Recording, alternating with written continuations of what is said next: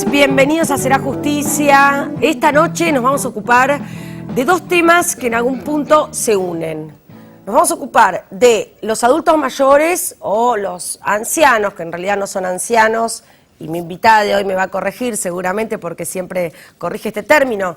En general son gente grande que son víctimas, son blanco fácil de la inseguridad y cada vez más, y por eso esta noche está aquí Mirta Tundis, diputada electa por el Frente Renovador, que tanto se ha ocupado durante toda su carrera periodística de los adultos mayores, que tiene muchas ideas para prevenir justamente estas situaciones de inseguridad que se dan.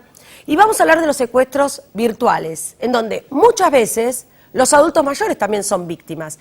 No siempre, pero muchas veces son blancos de víctimas. O blanco de la inseguridad. En mi caso personal tuve una suerte de requisa policial hace 10 días, tremenda por parte de la comisaría de la calle Julián Álvarez, de la 21 de Palermo. No sabía a qué se debía, qué había pasado, y horas después me entero que mi madre, que vive sola, había sido víctima de un secuestro virtual. A partir de ese momento me di cuenta que no solamente lo que cuento en los noticieros es una cosa que nos pasa a todos como sociedad, sino que inesperadamente uno puede ser víctima de estas situaciones por más que tome los recaudos que tome y que tenga toda la información. A todos nos puede ocurrir, y además tienen un patrón muy parecido a los secuestros virtuales, y que incluso el comisionado Gabriel Rojas de la Policía Metropolitana, que está aquí, seguramente nos va a contar, que es que todos creen escuchar la voz del familiar. En el caso de mi madre, ella creyó escucharme a mí, estaba segura. Y esto fue justo la época que le pasó también al decano de la Facultad de Morón con su hija. Y a la mamá de una compañerita de colegio de mi hija mayor también le pasó y pagaron el rescate. Por lo cual, los secuestros virtuales y los adultos mayores como víctimas de este tipo de delito u otros son un blanco fácil. Y vamos a hablar de qué manera esto se puede evitar, porque hay maneras. Quédense, vamos a tratar este tema en profundidad después de la pausa.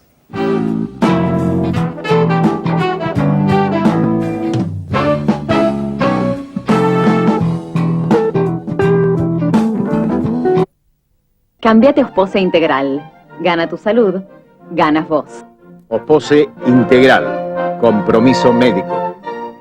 El Centro Médico Montserrat, por sus servicios médicos de excelencia en diferentes especialidades, obtuvo la distinción del ITAES, el instituto que acredita garantía de calidad médica.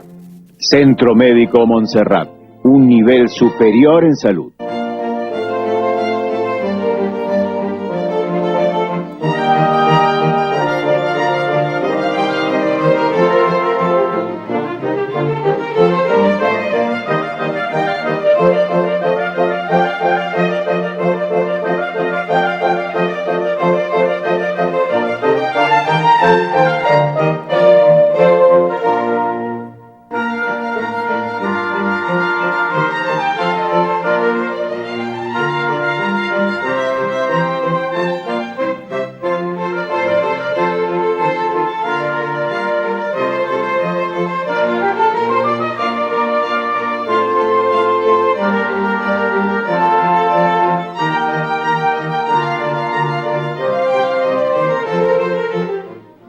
Desde hace 10 años en APOC tomamos la decisión de impulsar y apoyar el arte con fuerte contenido social, en el entendido que nos hace mejores personas, más solidarias y más sensibles.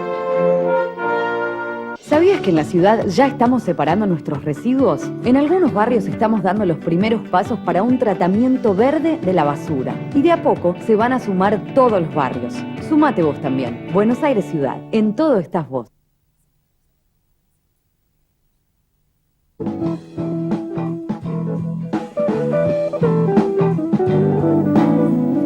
Bueno, y estamos hablando de este tema porque si nosotros no fuimos víctimas, seguro que conocemos a alguien que fue víctima de un secuestro virtual o que tuvo algún papá, algún abuelo que vivió alguna situación de inseguridad. Mirta, Bueno, una alegría que estés aquí, como siempre.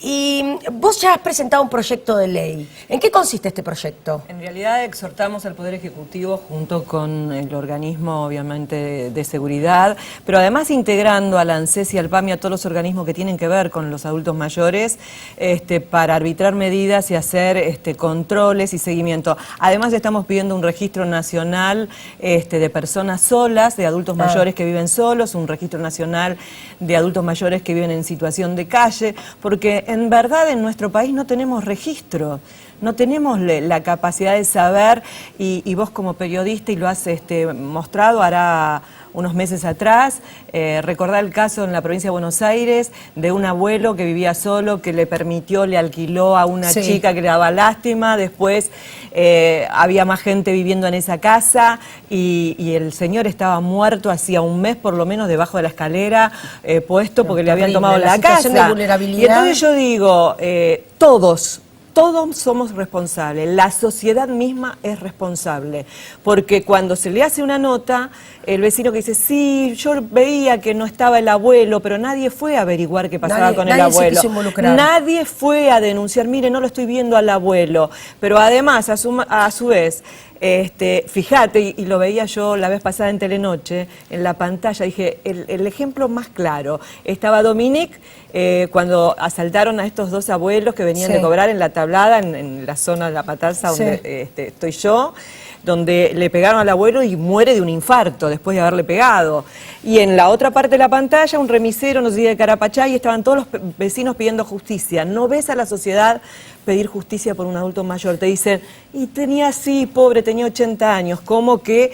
Y bueno, ya es grande. Vean las imágenes, ¿no? De adultos mayores golpeados que han vivido situaciones de violencia. Y quiero aprovechar para saludar al doctor Mario Caputo, que es del Tribunal Oral en lo Criminal número 4 de Quilmes. Buenas noches, gracias por venir, doctor. Y también al comisionado Gabriel Rojas, de Investigaciones Telemáticas de la Policía Metropolitana. Y usted recién me decía, bueno, estamos atrás del crimen. Y la única manera de que se eviten estas situaciones, ya sea adultos mayores que se sabe su paradero o que están siendo víctimas de la inseguridad o secuestros virtuales, es denunciando. Denunciando. Hay que presentarse en la comisaría jurisdiccional, si no es así, en las fiscalías de instrucción o de la ciudad que corresponda. Hay que denunciar. No hay otra manera, si no es denunciando, que la justicia se ponga a investigar. No hay otra manera. Doctor, ¿cuántas de estas denuncias reciben ustedes? Es decir, adultos mayores víctimas o el caso de secuestros virtuales. En este caso no hay, digamos, creo, una cantidad. O sea, estimo que los secuestros virtuales es lo menos denunciado. Es lo menos denunciado. Y por eso también, al ser lo menos denunciado, es lo que menos posibilidad. Claro. El Poder Judicial no trabaja investigar sobre lo que ya está, lo que las policías traen de alguna manera. Claro. Lo que los policías seleccionan de alguna manera, porque...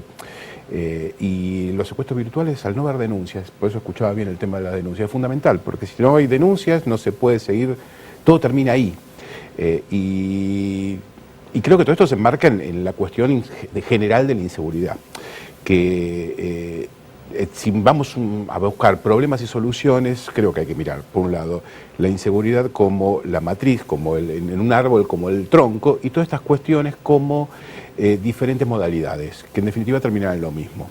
Sí. Creo que a partir de ahí tenemos que buscar cómo combatir de alguna manera estas cuestiones de inseguridad que tienen que ver con políticas de fondo, políticas de consenso, políticas criminales en las cuales el poder político se comprometa junto con el poder judicial, con los poderes legislativos, con todos los grupos que puedan intervenir, con todas las organizaciones ciudadanas, con la policía, para atacar de alguna manera esta raíz. Después, el tema de los abuelos, sin duda tiene que ver un poco, creo, con una cuestión también de la sociedad.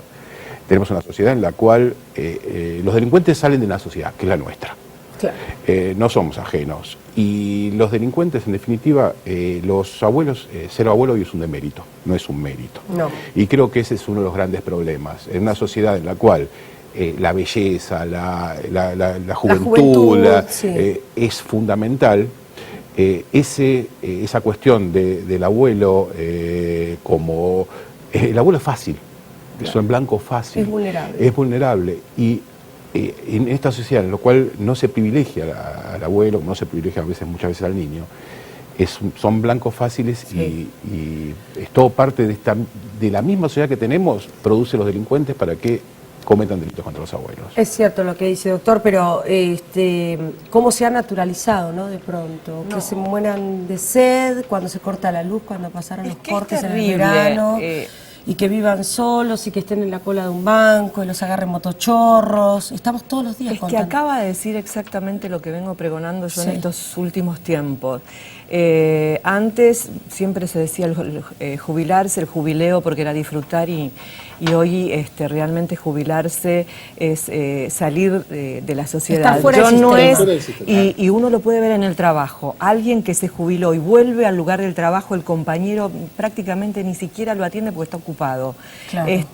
Ya a partir de ese momento, por eso yo siempre decía dentro del canal, el día que yo me jubile, yo acá, chicos, no los quiero, no vengo a saludar, porque no quiero sentir que no tienen afuera, tiempo, no servir. Es no ser parte más de la sociedad. A mí me parece bárbaro los centros jubilados que se activan, que se reúnen, que hacen, pero muchas veces tiene que ver con la falta de compromiso. En los tweets con Chiqui Murel que poníamos al llegar el final de semana, vos andá a saludar bien el fin de semana, toma un mate con tu mamá, con tu papá, llamarlo por teléfono, llevarlo a dar una vuelta. O sea, se vive en una sociedad tan individualista que realmente los adultos mayores están dejados de lado, y el adulto mayor todavía sigue creyendo en la gente. Por eso es que cuando llaman por teléfono para decirle, mire, le pagaron con billetes, llamamos del banco, le pagamos con billetes que no corresponde, que salieron de circulación, y le dice, a ver cuántos billetes tiene de tanto, tiene dólares, tiene algún otro elemento. ¿Cuántas veces hemos hecho informe de no dar? Claro. Pero la gente lo hace. Entonces, mucho más cuando le dicen, tengo a su hijo secuestrado. Absolutamente. El problema es que ellos vivieron en una sociedad totalmente distinta a la nuestra, se criaron con otras costumbres,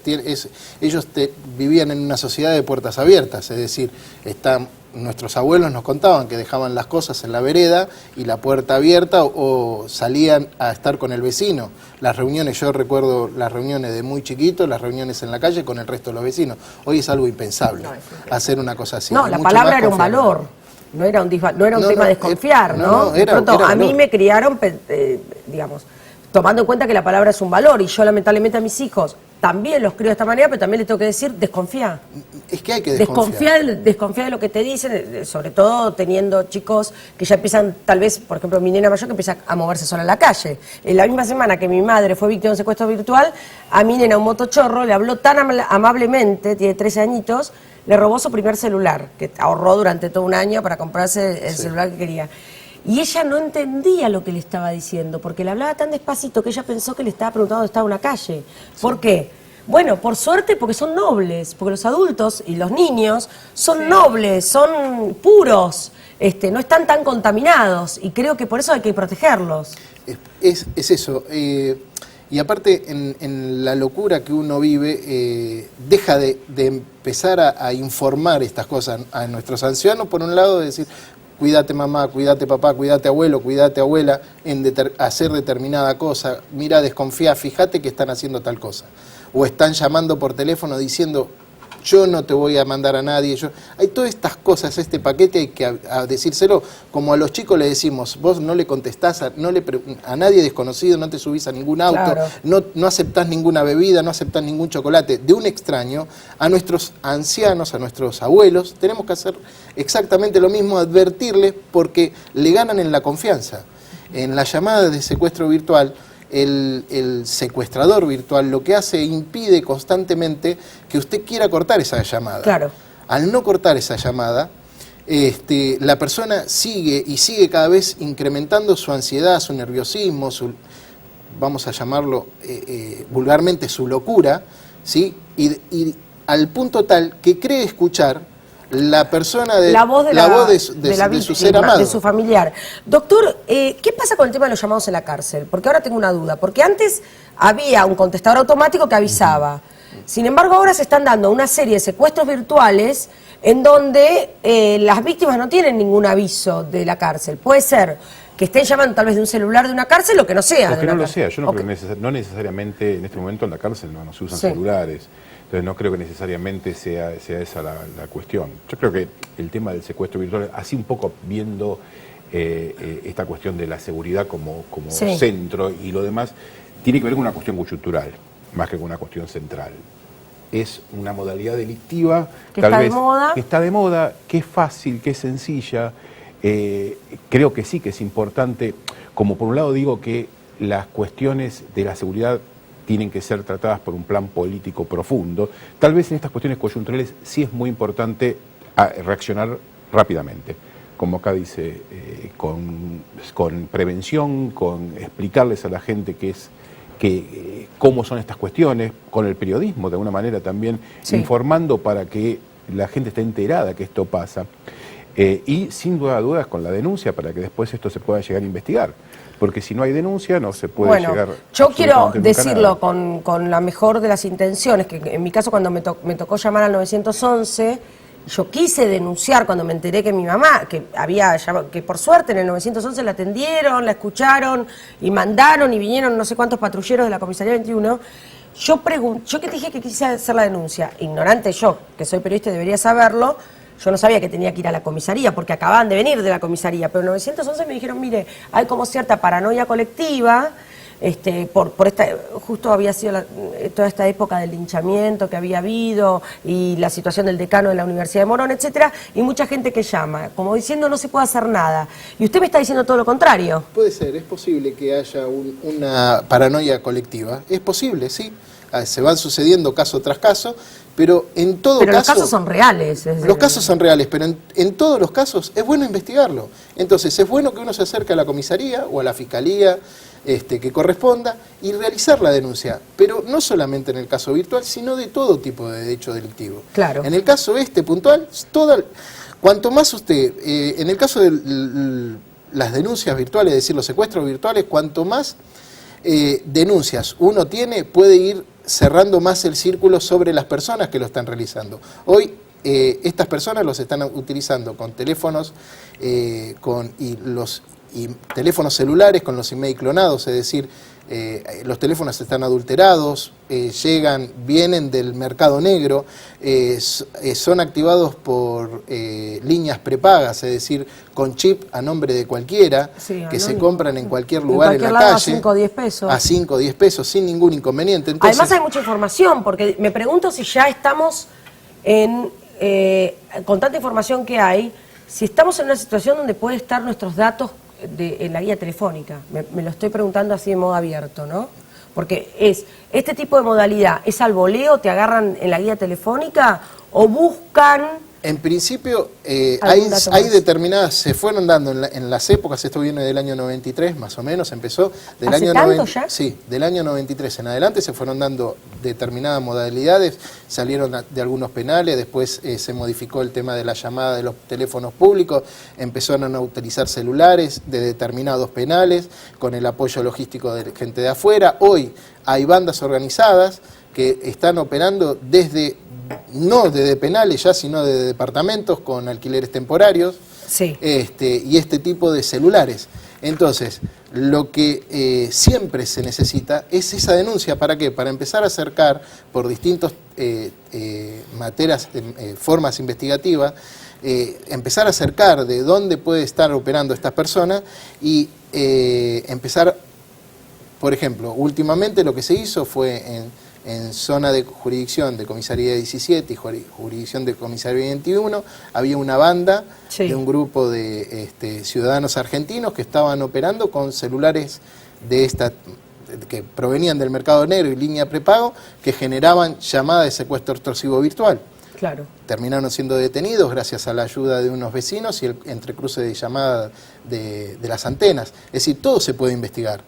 Pero si no existe la denuncia, si no existe el compromiso de la gente, si hubo un vecino que escuchó una conversación que le parecía que decían, tengo a tu hijo secuestrado, entonces nada, esta situación se la comentó al hombre de facción que estaba, es decir, al policía que estaba en la cuadra, el policía que estaba en la cuadra la llevó a la comisaría, hicieron la denuncia, es decir, y se inició una investigación y terminamos dando con las personas. Pero perdón, yo quiero decir algo, y a mí me parece fabuloso que sea ese el procedimiento, pero creo que no hay una unificación de criterio. En provincia, muchas veces, cuando uno quiere hacer una denuncia, dice, ¿para qué te vas a gastar en hacer la denuncia? Porque nosotros vamos a hacer papelerío y esto va a quedar en bolsillo roto, porque esto pasa. Entonces, a veces la desconfianza y el hecho de la falta de compromiso por las instituciones. Cuando yo decía antes que a través del proyecto yo estoy exhortando al Poder Ejecutivo, al Ministerio del Interior, a los organismos de seguridad, y aunque a los organismos, tanto PAMI como ANSES, que cumplan la función, porque son los que están al frente de todo el universo de jubilados y pensionados, ¿por qué no se hacen campañas preventivas realizadas juntos con las comisarías y demás, dar charlas y demás? Vos abrís, Lorena, la página de ANSES y te puedo asegurar lo que hoy me decían los abuelos cuando fui a un centro de jubilados. Ves la pantalla de ANSES y parece que es la pantalla de la gente joven, Conectar Igualdad, Asignación Universal, Procrear, Progresar. No hay ningún programa que te diga, bueno, vamos a hablar, gacetillas que digan tengan cuidado con esto, que estén informando los 10 consejos, ¿no? Por ejemplo, acá estoy viendo un fiscal de Mar del Plata que dice, Daniel Adler, fiscal general, que ha tenido varios casos, sugiere que no se atienda el teléfono fijo si suena de madrugada. Dice, las noticias malas llegan y si realmente es algo importante, usted se va a enterar igual, pero no atienda el teléfono fijo de madrugada. Sí. No sé, es una pavada, pero en general uno lo primero que va a hacer si suena el teléfono de madrugada es atenderlo. Y una de las cosas que se está dando ahora, por ejemplo, es uno de los últimos casos. Antes a usted le hacían una rifa en la cola de un teatro o en la cola de un cine. Entonces hacían llenar, entonces la persona sabían que iba a estar 2 horas adentro del teatro o del cine, que no iba a apagar su celular y no iba a estar en contacto con su familia, y usaban ese tiempo para extorsionarlo y hacerle el secuestro virtual. Hoy hay una modalidad similar, pero es sacándole el teléfono en la colas en forma descuidista, es decir, por un punguista.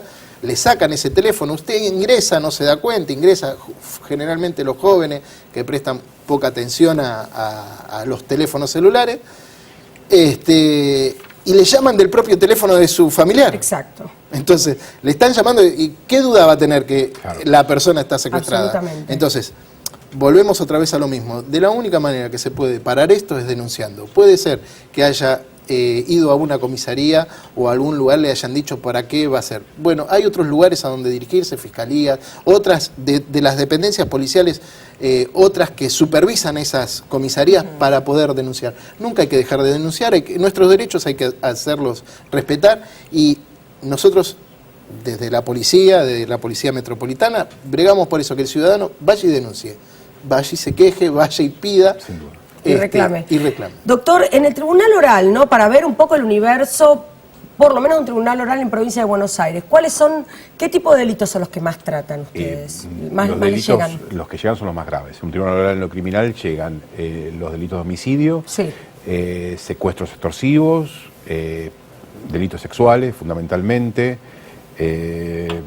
tenencia de estupefacientes para comercialización. Eso, digamos, es el grueso, para decirlo de alguna manera. ¿Y si lo comparamos de acuerdo a 10 años atrás, por ejemplo, una década? De acuerdo a 10 años atrás, lo que tal vez creció, por ejemplo, ya no hay tanto secuestro extorsivo. Ajá.